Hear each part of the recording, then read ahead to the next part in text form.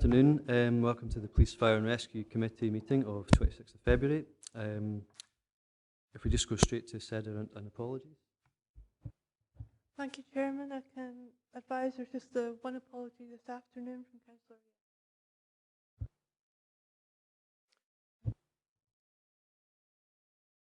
Thank you. And do we have any declaration of interest from members? Convener, yes, I do. Item 5, the Police Treatment Centre. Still a very regular attendee at the Police Treatment Centre. Thank you, Vice Convener.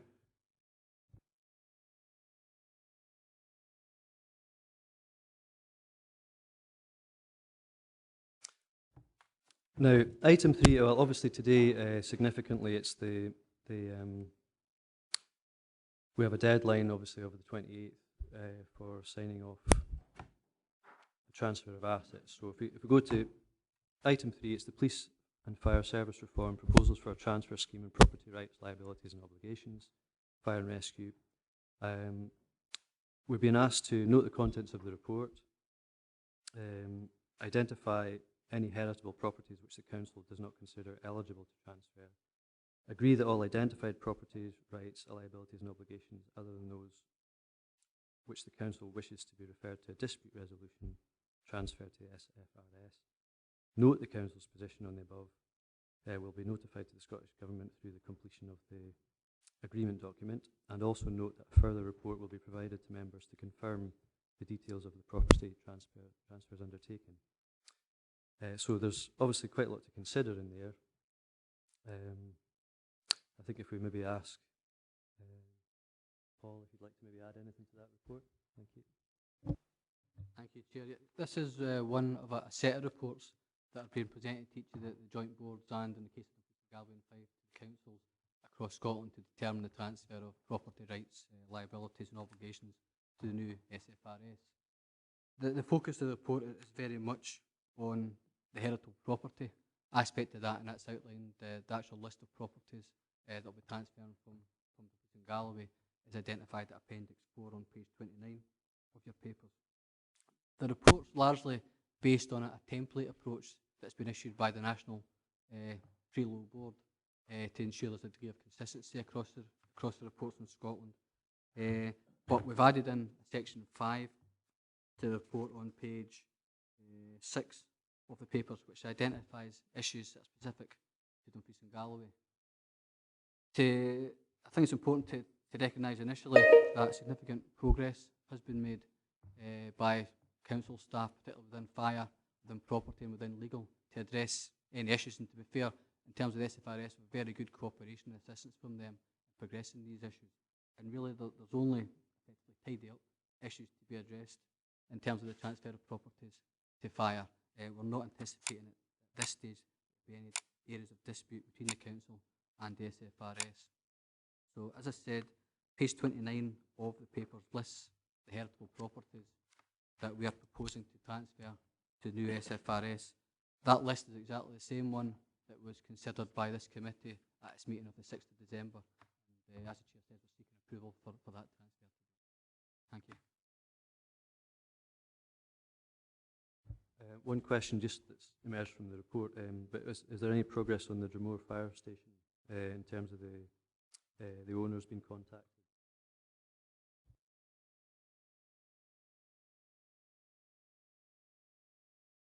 As George says, that's now been finalised. That's been done. Any questions from members? Councillor Forster. Thank you, Chair. No, it was just George has answered it. I presume it's the Coast Guard who give the lease to the fire and rescue service. They're the owner of the property in Dromore, is that correct? I mean, obviously, if somebody's handed a building and it's transferred to them FOC, they're quite happy to take it. We have the guarantee that they're quite happy to take on any financial obligations of the lease. I can add there that the SFRS have been fully involved in these discussions, and that will be transferred across their agreement. Councillor Nicholl. Thanks, Convener.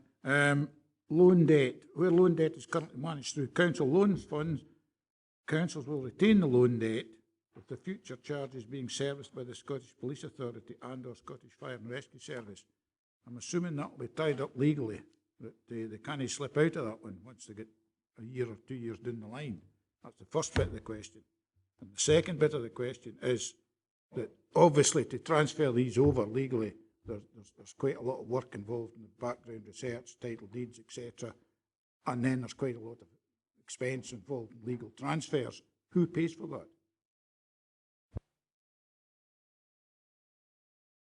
In terms of the first part of the report, first part of the question, in terms of loan debt, there's a standard agreement in place across Scotland that will be, it's fully legally binding, and it's being progressed by our Treasury Management at the minute with the SFRS to ensure that all the arrangements are in place. But it's an agreement that will be legally binding across Scotland for the SFRS.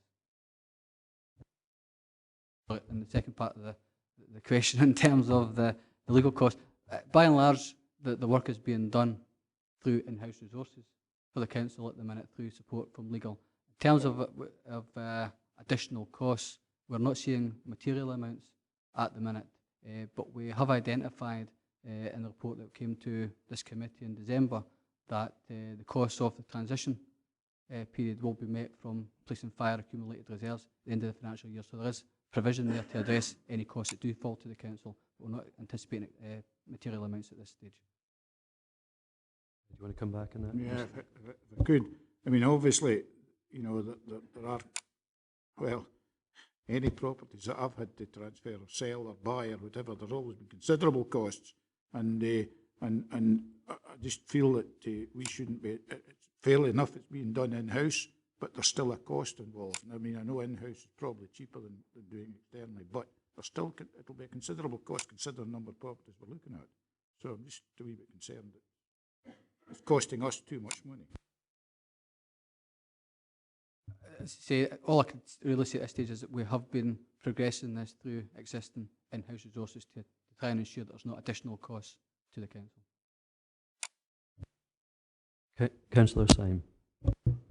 Thanks, Chair. I'll bring up my old bugbear on maintenance. I'm not talking about maintenance of buildings. I'm talking about like grounds maintenance and winter maintenance. I know that from the transfer we had with our housing stock and land to RSLs, I've had a nightmare ever since on disputed ground and that, and who's responsible for maintenance. Can we be assured that this situation will not arise when all this stuff's transferred?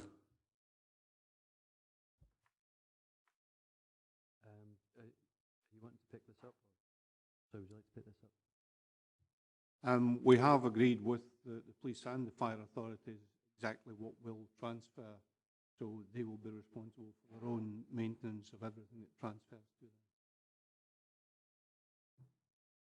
It's just here that a lot of people use different contractors, and I just want to make sure that that happens, because I have an absolute nightmare at the minute already, and I don't want the same to happen with this stuff. Thank you. Councillor Peacock. Thank you, Chair. Just in Principle 3 there of the report on page 12, is that? It states about any property that within the authority that's been identified as surplus to use to the services at the moment, and will therefore remain in the council's ownership. Have we gone through that process and identified various, whether it be land use or certain properties? So we do have a number of properties like that, and we're quite happy that they're being kept within the council's authority. Absolutely, that exercise has been gone through. It's not a material issue in relation to fire, but it is in relation to police, in relation to the former Langham police station and garages, and we'll be going to that in more detail in the following item. Thank you, Paul. One thing that does emerge just on 4.2 to do with usable reserves. I know this has come up before in terms of how we address the reserves and underspend going forward with whatever shape the new community safety or police committee will take, or fire committee. Is it possible, I suppose, whenever a full council considers the governance and accountability arrangements, that it would also consider how any remaining underspending funds would be allocated to that particular body? Yes, actually, I think that's appropriate. What we said in the report that went to December meeting of this committee was that the application of reserves, first we'd look at any transitional costs associated with the change to the organisations, but secondly look to apply any remaining funds to support the continuation of the good standard of police, fire and community safety services in Dumfries and Galloway. I think it's appropriate that we come to that committee. I'm just wondering if it's in line with members that we maybe note that in the recommendations that will be considered as part of the new look at the governance and accountability structures, and we can recommend that to full council that they do that. Just Councillor Forster. clarification, Chair. You did say it would be used for community safety purposes, because if my memory serves me correctly, that was the spirit of which we agreed in December. Yeah, it's really just to seek clarification in terms of a noted recommendation. Because even though it's in the body of the report, I don't think it was captured in the spirit of the recommendation. Although it seemed to make sense, but it's just really to get it on record. Councillor Ogilvie? It's on the same point, Chair, and you asked the question I was going to ask, but listening to what's been said, that's fine, and we understand that there's going to be a sum of money that's retained. It's how it's then divvied up. We don't have a follow-on structure. You know, is there a bid made to a committee, or so there's that grey area yet that yeah, we've got a sum of money then might go for community safety, but how is that then distributed, and what mechanism is going to be? Maybe I'm asking the question too soon, but you know, there'll be a reasonable sum, one would imagine. So you know, there's to be some sort of checks and balances of how we give that money to respective services. Thank you. I mean, I think what I'm trying to get at there, or trying to clarify, is that full council does consider this whenever it decides on the new structure, because I think it's probably out with the remit of this particular committee, given that it won't technically exist after 1st of April in the same way. So in that sense, really that it is considered in light of the new governance structures as we agree at full council.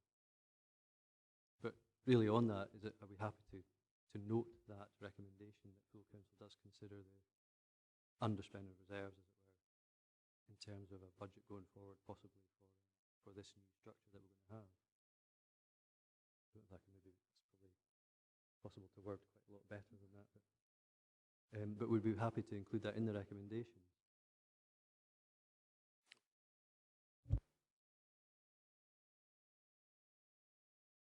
Any further questions?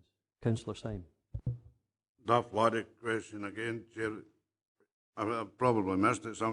Where do CCTV systems come within transfer? Because some are part of properties, some of them have been funded differently. You know, and there's a maintenance issue with them as well. We're currently trying to get CCTV in Upper Masdale. It just no does it, because that's part of properties. But I know it's been differently funded. Just to know if there's any sort of problem with that being transferred within the buildings, because it is part of, some of it's classed as part of the building, isn't it? As I understand it, CCTV effectively stays here, the assets in terms of the way it's built, very much as opposed to a police asset, very much a council community safety asset.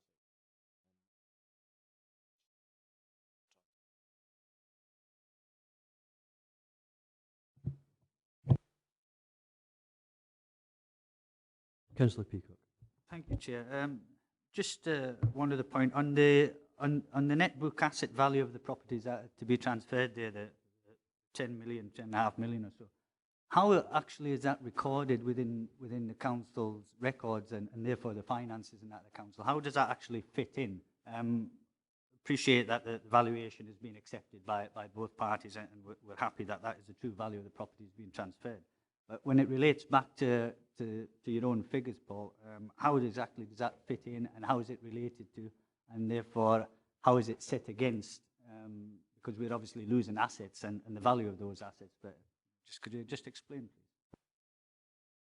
please? Yep, and the police in Galloway and Fife, basically the police and fire balance sheets are part of an aggregated balance sheet for the council overall. One of the things that we've done this year is disaggregate the council's balance sheet to effectively have police, fire and the remainder of the council separately. These assets will be separately identified with the associated other balances across to the SFRS, and there'll be effectively no impact on the bottom line for the remainder of the council. Effectively for us, it's just a case of disaggregating the balance sheet. I'll let Councillor Nicholl come in first, if that's okay. Thanks, Convener. It's on the values of the properties. Were these properties individually valued, or were they sort of that's what they're sitting in the books at, so that's what we put in? I mean, yes to both questions. Basically, they're individually valued to be on the books, but these are the net book value at the minute, and that's the balances that will transfer. I wouldn't like to market them at that price. Chief Executive. I think perhaps for Councillor Peacock, as some of the more long-served members will understand, local government finance is a weird and wonderful thing. And the relation of the asset base of a council isn't really as comparable to that in the private sector. So therefore, we don't draw, there is a less direct relationship between our asset base and the ability to profit loss of the company.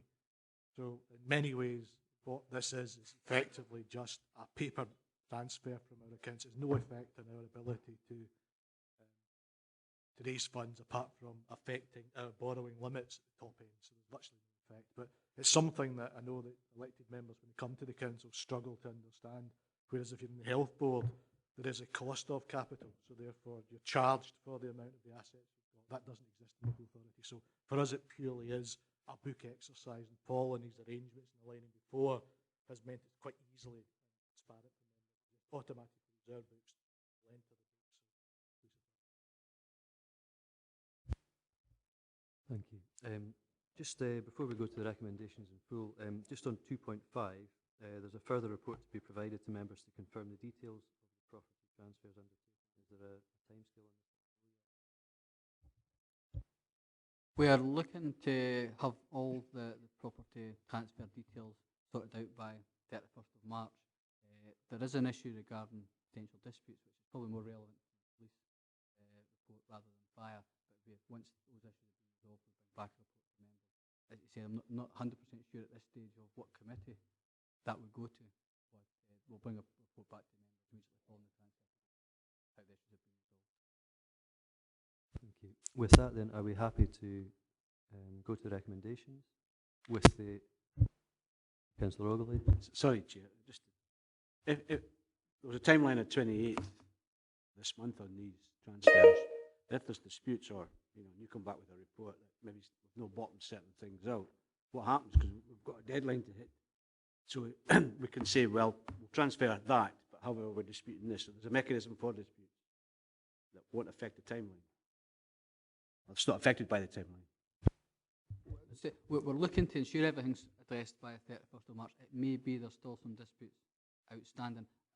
When we go to the police report, maybe explain where I think we are with particularly the Langham issue. I actually fully expect that to be addressed by the 31st of March. But there is potential that maybe not here, maybe in other areas of Scotland, there may be disputes ongoing beyond the 31st of March. So that's been built into the I think just on the back of that, 2.3,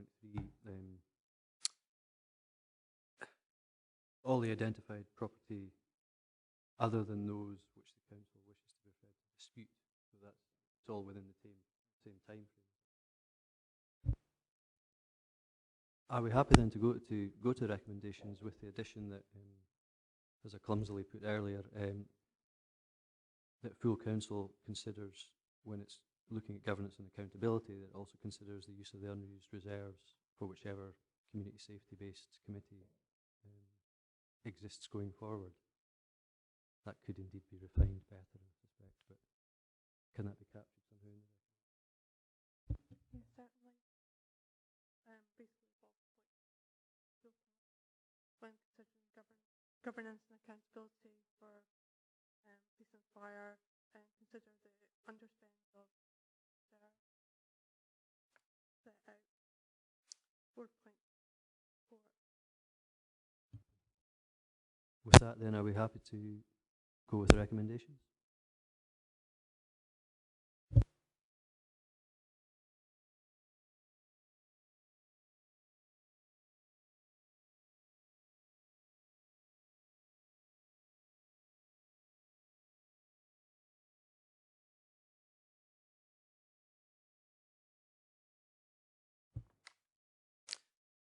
Okay, item 4, very similar sort of, oh sorry, page 31. Mhm.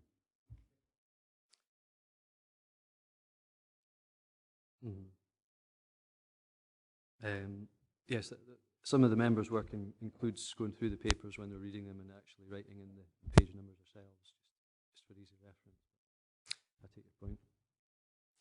So again, we're being asked at this time under the context of police, a sort of very similar sort of set of recommendations. I'm sure we'll all have read it, but if we can just ask Paul to speak to it and then obviously take questions from members. Thank you. Now, as you say, Chair, it's a similar approach, similar layout to the previous report. And as with fire, good progress has been made in terms of resolving a number of issues in relation to police. However, if I could refer members to section 5 in the report, that there are still a few issues outstanding. To be fair, I think the reasons why these issues remain outstanding are largely because it's been difficult to identify a representative for the SPA who can actually speak on the SPA's behalf. I know that the Scottish Government have been concerned at this, and they're actually currently taking measures to want to identify that contact and try and get some decisions. And I'll maybe come on to that in a second, but I'm expecting issues to be resolved through that process in the next couple of weeks. We can actually have a look at some of the issues that we've brought out at section 5. Paragraph 5.3 brings out the similar detail issues that we currently need to tidy up and iron out. And those are currently being progressed. Probably the two key areas I'd like to focus on in relation to police. Firstly, at paragraph 5.2, there is currently a potential dispute with the new SPA in relation to the ownership of the former Langham Police Station and the former police garages at Langham. The position held by, it's effectively an officer of the SPA, as I say, we're not sure to what extent that they're speaking on behalf of the SPA at this stage, is indicating that they feel that these properties should transfer. But Councillor Peacock pointed out the principles of transfer, and that position that the SPA are holding is actually at odds with those principles. That's a view very much shared by the Scottish Government, and we've provided details of these issues to them, and they're actually meeting with the SPA this week, and they actually expect to be able to resolve these issues through that meeting, so we'll be able to provide members with an update following that. But at this stage, we can't say it's been resolved. It's still a potential dispute at this stage, but the Scottish Government are trying to iron these things out. To be fair, I think that they've got bigger issues with regard to Fife at the moment. There's bigger value surplus assets in Fife at the moment. I think that's the real crux of the issue that they're trying to resolve. But as I say, I'm hoping that we don't need to go to the dispute resolution process on these properties, and that's something the Scottish Government are taking forward at the minute. The other key issue is that, as was raised, I think, by through a report that came to this committee in November, we have also sought to enter preemption clauses into the transfer agreement into specific properties where there may be a future council or community interest in these properties. Effectively, what we're looking for would be first call if these become surplus to the new SPA's requirements in the future. Through the work of the asset transfer work streams, 3 properties have been identified which we're seeking to make these preemption clauses on. That's police headquarters at Cornwall Mount, police station at Lorburn Street, Dumfries, and the police station at Thornhill. Spoken to colleagues at the Scottish Government, they've currently referred this issue to solicitors to try and ensure that they're actually in agreement, and they've agreed that as a policy objective, these preemption clauses should be entered in relation to the property transfers. We'll just try to iron out the details of that at the minute. Okay, just one question on the back of that. I noticed in 5.4, just before that, it says within transferring properties which subsequently cease to be used for police purposes with 5 or 7. I was just wondering if that was one of the items still established. That's right. I mean, effectively, this issue was raised by Dumfries and Galloway. I think Fife are currently looking at it now as well. But really, what we said to the Scottish Government was, if it's within something like 5 to 7 years, we'd be seeking to have first call effectively in the use or purchase of that property. So that's one of the things that we're looking to bottom out. We'd prefer it to be slightly longer, but if it comes back at 5 years, I think that would be. Sorry, just on the, before I invite other members in, in terms of the 3 properties that have been identified, is there any reason why, for the sake of argument, a preemption clause couldn't be on all police properties so that we have first opportunity. My understanding, I wasn't involved directly in the asset transfer work streams. My understanding was that the focus had to be on those properties that would be of particular use to the council or community in the future. The Scottish Government actually stipulated that they wanted us to identify specific properties. I mean, it could have been open to us to identify them all, but I think we wanted to make sure that it was only those where we could see a council or community use in the near future were actually included in the list. Councillor Nicholl? Yeah. Presumably, we're transferring these across to the police authority at no cost. If we have a preemption clause, would we be getting them back at no cost? And if that is the case, why don't we have a preemption on all properties? Because an asset going back, in a worst case scenario, we might finish up with, depending on how the next 5-10 years goes, we might finish up with some of these police stations being closed. So, you know, it would be good to get them back into our hands. We can then decide what we do with them. Got the honest answer, the police are going to have to sell assets. So I think if you tried that, then we wouldn't sign them. Fundamental factor is that why they were quite stringent on the criteria was that they need access to the funds at some point in the future. And if everything was preempted to come back to where the loan charge sat, then there would be no actual cash generated.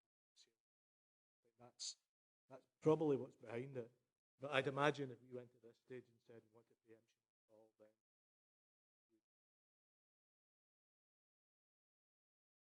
there's nobody in Scottish Government could take that decision at this point. Fundamentally, yes, these assets, preemption probably would come back, but restrict their ability to budget far. But of course, that Can I just come back? I appreciate the honest truth, but I don't like the answer. Councillor Forster?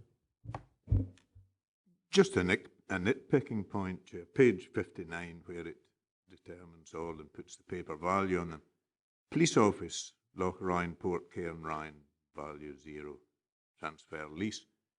Did Dumfries and Galloway Council have the lease on that property? I thought that was the ports agency or something. Are we transferring something that doesn't belong to us?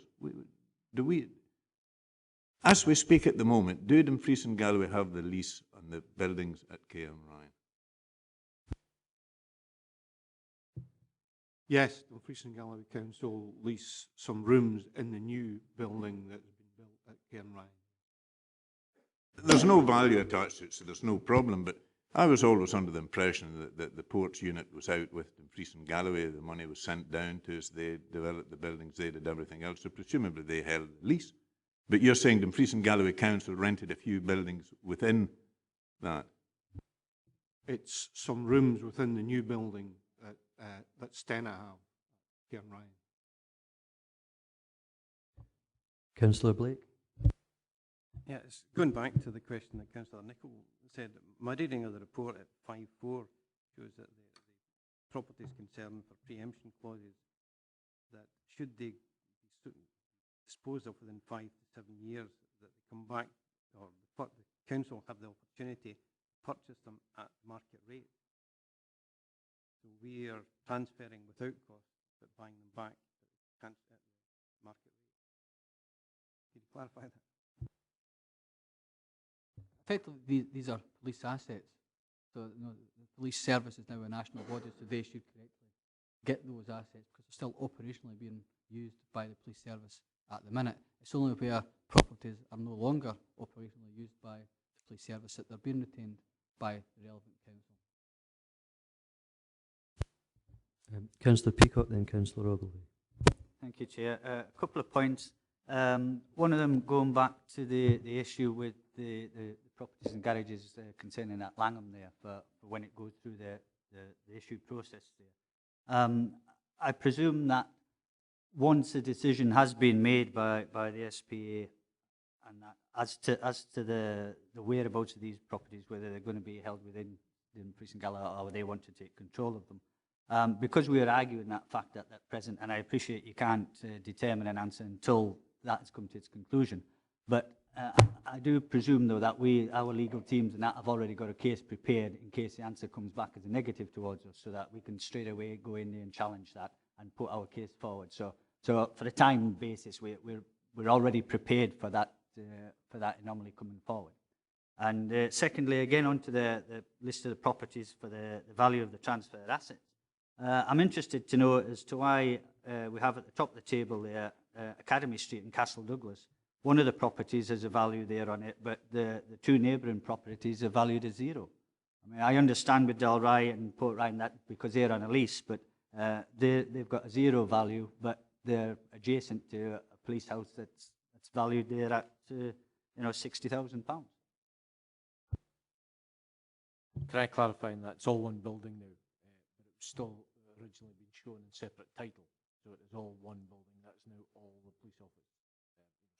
Police houses effectively one entire building. So the total value of those three properties there is the £60,000. That seems very undervalued, in my opinion. Yeah, George just informing me that they're currently being revalued to take into account the work that's been done. So before this is agreed on the 28th, we have to have those figures put forward in this paper then.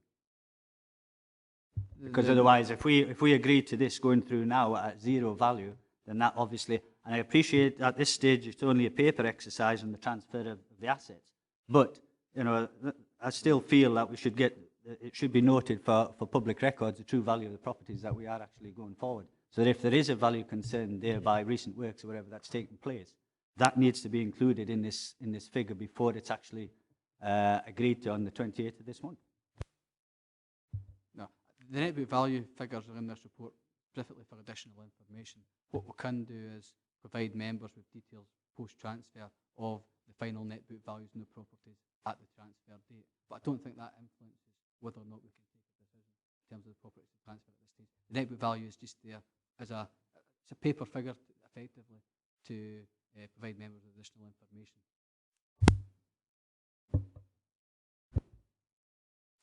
Councillor Ogilvie.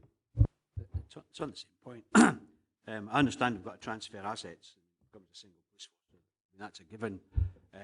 This unpicking of the legal issues, and you've listed all the valuations on transfer day. It was what Chief Executive said, that the Scottish Police Authority would have to sell some of their assets to get some of the savings, which rings alarm bells. And if you look at the three that we've identified as preemption, if you add them up, that's 790,000. Rough calculations, 10.75 million. If them, and God forbid, and within 5 and 7 years we lose them strategic buildings. However, would that be the price we would have to pay, or would it be more? It would be the market value at that stage. That the preemption clause would determine that it would be at the market value at that date we offered it back at. Sorry?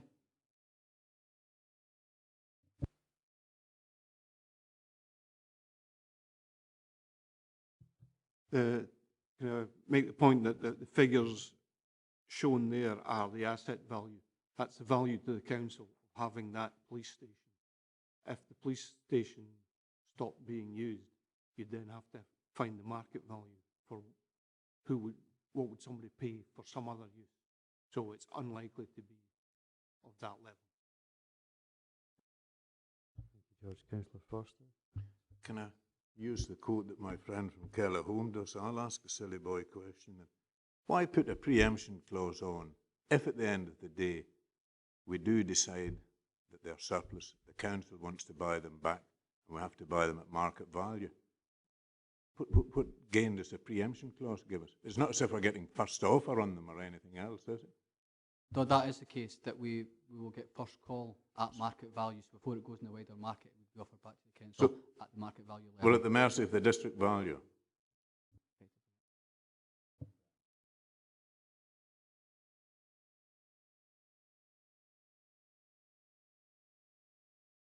Okay. If we've no further questions, then yep. Sorry.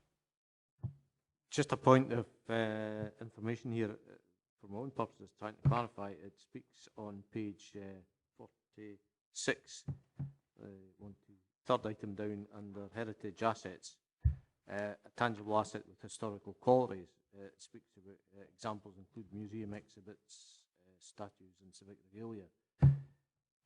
Said transfer will be as per balance sheet value at 31st of March. I understood none of our museum items were actually transferring over. We had had specific discussions with Colonel Henschel on that, and that was the understanding of the retired police officers association as well. To be honest, Chief Constable, I'm not aware of the details of that. It's certainly something we can take up if that's a wish of the committee to ensure that that's Carol made the point it was under 5,000, so it effectively didn't come under this arrangement. But when I read this, it almost says that everything is transferred. I think that's an important part of the heritage. The best way to protect it is keep it tight. Are we all agreed that that should be put back? Councillor Syme? I must be losing work right enough there, Chair. I think you missed me the first one. We've had a few consultations in the past, and it was supposed to be quite a realistic ambition for community hubs to be put in a lot of the settlements and smaller villages and that for the future. It would be the best way to go for the future. Looking at this, I think it's going to be a wee bit more difficult to achieve that. I don't know if everybody agrees, but I mean, we have spent money in consultations for community hubs like the fire, police, ambulance, libraries, are the main things to go under the ones that are placed. And I think that's going to be a wee bit more difficult to achieve now. So I take it all these things will be out the window now, and we're getting less and less like council properties in there.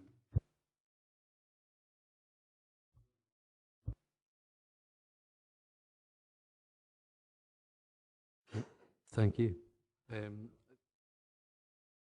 I think with that, if we're happy to go to the recommendations, and noting that clarifications required on the transfer of the museum exhibits, as noted by, oh sorry. Just on the museum things that Chief Constable has mentioned there, who would be the custodians of those? Would it be the council, or would it be museum service, or who would take them on? Where would they be stored? Where would they be displayed? They're currently stored and displayed within a basement room at Northern Street, and they're taken out for events, etc., such as customers. That so essentially, what we were told by Carol is it wouldn't transfer over. But in that respect, we've had discussions with the archivist as well. If they do require the room in the basement where they are currently displayed, there would be arrangements where they could be stored within some of the council properties. Already a lot of our books, historical books, are stored by the council, accessible. We have had those discussions. Can I just come back a minute? I mean, totally applaud what you're doing there, Pat, but we need to get this tied up. Absolutely, because the mists of time have a way of sort of clouding the issues. Well, can I be clear that the instructions that we got were to prepare an inventory, which is ongoing at the moment, to be absolutely clear, because in a lot of respects, a lot of the property actually isn't ours to transfer over anyway. You know, it's medals and things that have been gifted by families or loaned, and some actual ownership isn't clear. So what we're doing at the moment is going through a complete inventory. It's not of real significant value in terms of asset, book value, but I think is value to culture and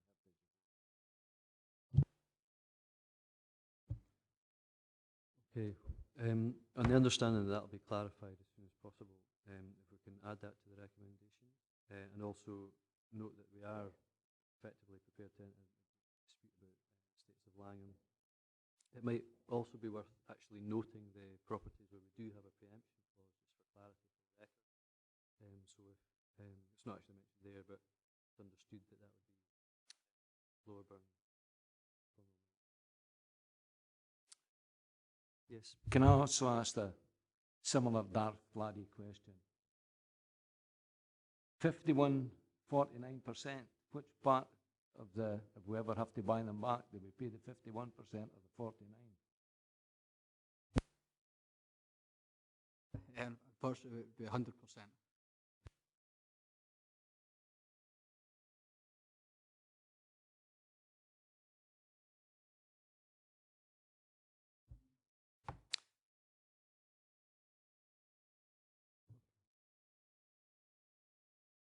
If possible, if we just sum up the additional recommendations, is that okay? Thank you. Additional recommendations that you're noting the outstanding dispute at Langham, and basically that the council is prepared to go into the appropriate processes should that negative, and that the property that have preemption clauses, basically Lower Burn, Cornwall Mount and Thornhill are noted as well, and that the transfer of historical assets requires to be clarified to the wish of the committee being not transferred. Are we happy to go with those recommendations? Okay.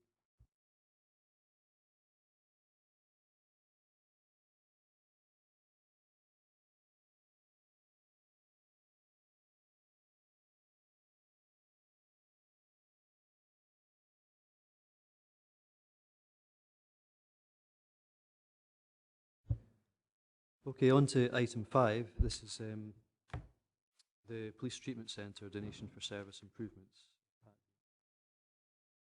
Thanks, Chair. Members may be aware that there's a Police Treatment Centre charity which supports police officers and retired police officers who require treatment for injuries or any rehabilitation is required. There's 3 or 4 of these throughout the country. Well, 2. There's one at Harrogate and one at Achterarder, where serving police officers can go to get treatment, for a whole range of issues, but generally for physiotherapy or to relax for other stress issues, etc. It's a great facility. It is under great pressure, and since it's opened in 1996, it has been constantly used, not just by officers here, but also generally by officers from PSNI, and there's 1 or 2 maybe sometimes come from North England as well. It's a great facility that's currently 76 bedrooms, 2 cottages, as well as some treatment and leisure facilities, hydrotherapy pools, etc.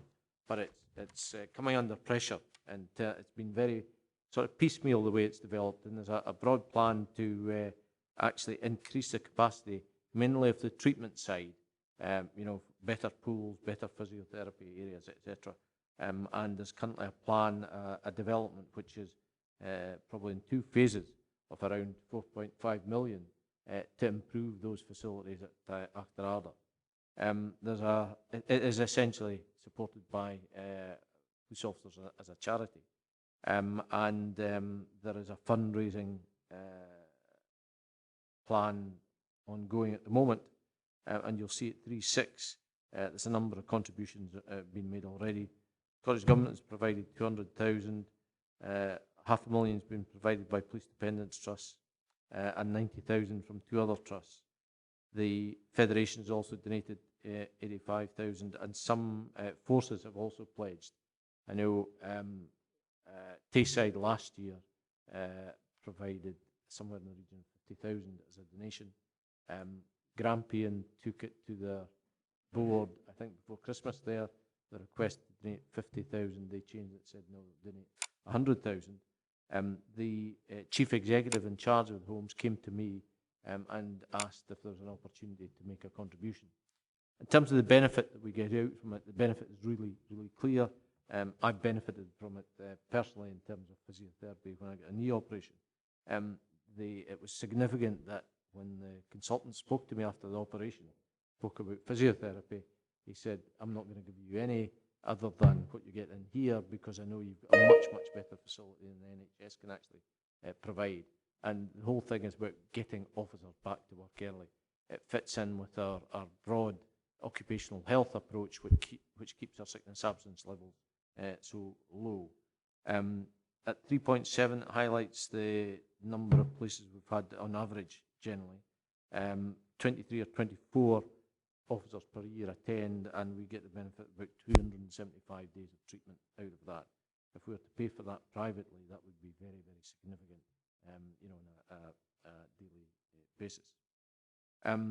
What has been suggested here is that within our budget, we still have a relatively significant underspend through good management, and it's been suggested that we could identify a sum of 25,000, which would normally go to ACPOS national projects, which could be directed towards the treatment centres at Castlebury to assist them with their redevelopment plan.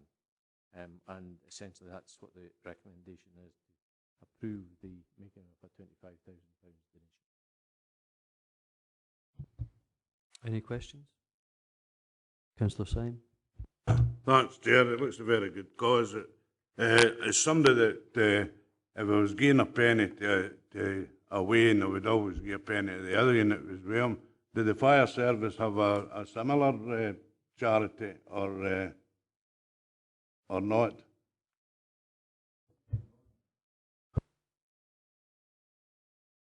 Councillor Ogilvie. From memory, and Ian's away as well, they do have, I think it's based in Cumbria or Penrith. Yeah, yeah. So they have, I don't know if it's on the same structure, but they have a place that they send people for occupational health and that, which it's quite quick, and it's with the same aim of getting people back to work quicker. So they do have a facility, whether it's a charitable one or whatever, but I'm not sure. But they do have a place to send people.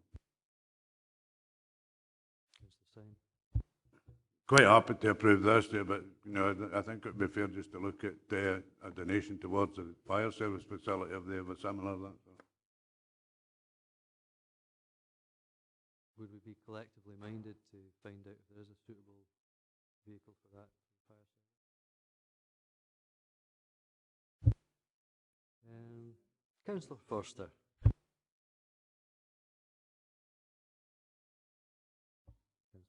I hear what Councillor Syme's saying, but they haven't asked us. This is slightly different. We've been a request has been made to the Chief Constable for us to consider giving a donation.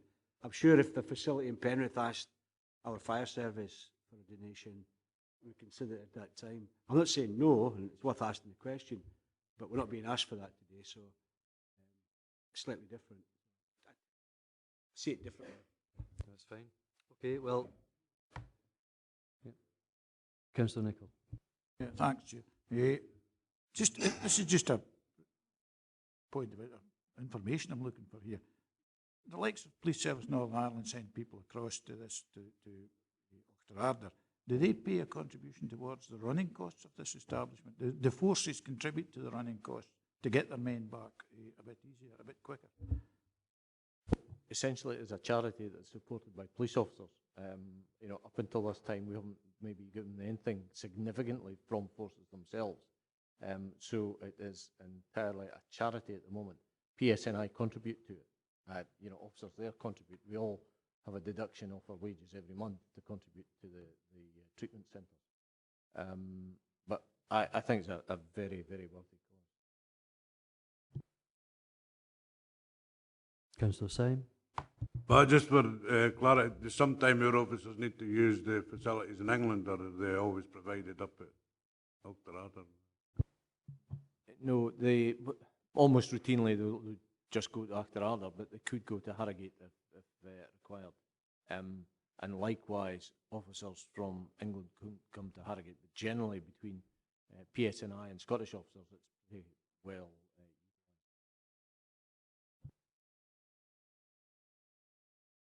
In that case, are we happy then to note 2.1, the unique medical services delivered through the Police Treatment Centres charity and the contribution it makes, and also to approve the making of a £25,000 donation to enhance the facility? Yep. Thank you. I have no further business. Can I ask you a quick question? It's about the press release that Kenny Eagle put out last night. And it's just an outlining of the changes that's coming about.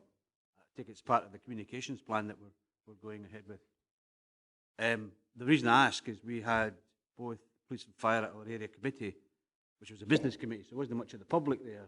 Okay, the local press picked up on one particular council's disagreement with firearm officers, but he was alone in that disagreement. The point I'm making is if this is part of the ongoing PR communications plan, I think it's got to be down, to the press and to local level. So people, John and I were talking before about the new number, the 101. John said he used it the other day and it was quite easy to use, but it's not widely known out there. And I think we give a commitment. I can't remember if it was Pathfinder or here. We talked about it. But if this is going out already, and this is to all members, I'd imagine, you all got it, that we need to have some sort of structure to the comms plan. I mean, we haven't got a lot of time left. We've missed the opportunity at the area committee because both services were there outlining the proposals to date. I'm sure that's right across the 4 regions, the 4 districts. So it's just flagging it up that, keep local members in the loop about the communications plan. Maybe we could have some input into it, where it might work locally.